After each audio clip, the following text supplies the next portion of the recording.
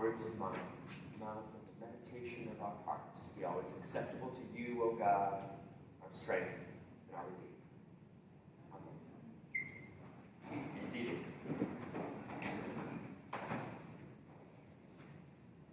I'm going to ask you all about something that happened a long time ago. 6 whole months ago.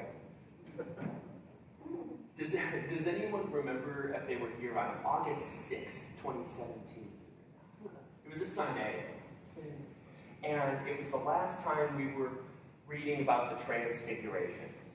I preached a sermon about the Transfiguration, which included a story about butterflies. Does this sound familiar at all? Butterflies, okay, some not. Like somebody even said at one point while I was preaching, a butterfly was flying around outside and that made your day. And so that feels like just yesterday to me. And yet, so much has transpired in the last 6 months. We've had an installation of a new rector in that time, right? The new school year started. We had Beatles Sunday and our big tasting for some other place. At some point in there, we managed to fit a whole hurricane season, a fairly significant hurricane season this year. We did our service Sunday, and we managed to fit in Thanksgiving and Christmas and do our annual pledge campaign and have our big annual meeting a couple of weeks ago. A lot has transpired in 6 months. And so, while it feels like just the other day, it also feels like ages ago in the life of this parish. We've been through some dramatic changes. And that is part of the story of Transfiguration.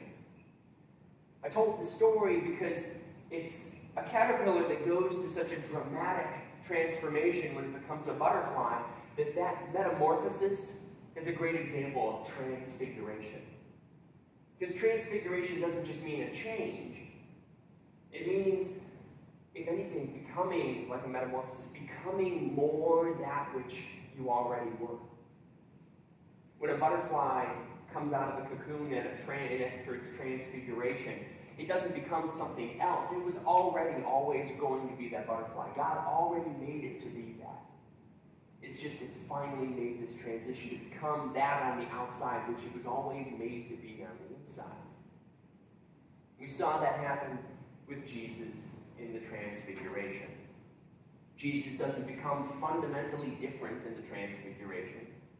Some early Christians used to tell about how maybe Jesus was human, and then at the Transfiguration, that's when Jesus became divine. But we pushed that aside and we said, no, Jesus was always the Messiah. Christ was always our Savior. But it's at the Transfiguration that it gets ramped up and he becomes even more our Savior. He's been healing the sick and the broken. He's been restoring the sight to the blind. But after the Transfiguration, he sets his eyes to Jerusalem and he will save us all. Jesus was always the Savior, but at his Transfiguration becomes even more that which he was always purposed to be. Now, in our own lives here, we've been through some dramatic changes in 6 months. Every bit as dramatic, I think, as a caterpillar becoming a butterfly. And I have watched as the people at St. Stephen's have become even more the people that they were made to be. In the midst of this hurricane that swept through, I watched as we were already people who believed in loving our neighbor and serving those in need. But I watched how we went to work even harder than before, serving and loving, taking people into our homes, feeding them, making sure people were safe, even as we continue to pick up some of the pieces. Because there's still a lot of work to do. But even as we pick up those pieces, I watched as the people of St. Stephen's became even more the people of St. Stephen's, loving and serving the way we're made to.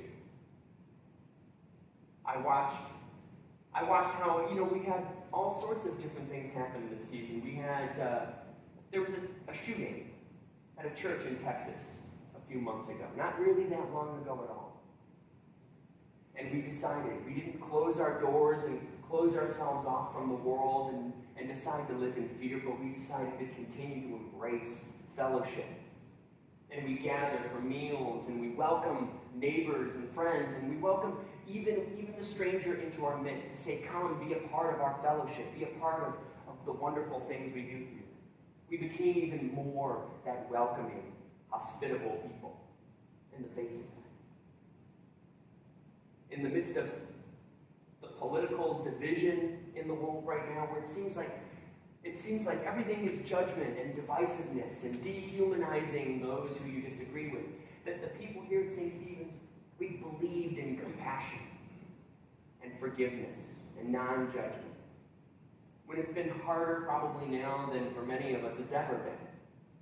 And yet we've become even more. We've gone through our transfiguration and become even more people of non-judgment, even more people of compassion.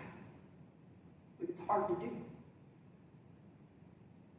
Even in the midst of this, right now, we're going through a dramatic flu season. Seems like this flu season seems like it's kind of been a little out of control too.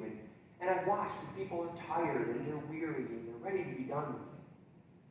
But I've also watched as people have redoubled their efforts at being good pastors to those around them, caring for the needs of those around them, lifting them up with a healing touch and being present. I've watched as the people of St. Stephen's have become even more the people we've already felt called to be. This is a metamorphosis happening. We're not changing and becoming something else. We're becoming more the people that we were always meant to be. When we gathered together just a couple weeks ago at St. Stephen's annual meeting, and we said, the people we are is people who love God, who share Jesus, who rejoice in the Spirit. That's what we tell people. That's our story. But in these last 6 months, I've watched as we've gone through metamorphosis and have become even more those people. Even more loving God. Even more rejoicing in the Spirit. Even more sharing Jesus. So I'm very proud of all of you. Very proud to be a member of this church. And I know, without a doubt, that God is proud of the efforts that we have. When we go out into the world and people ask us, why are we a part of a faith tradition? Why are we a member of a church? Why are we a member of this church? I hope you can all look and say, this is why we do this. This is why you're a member of this community.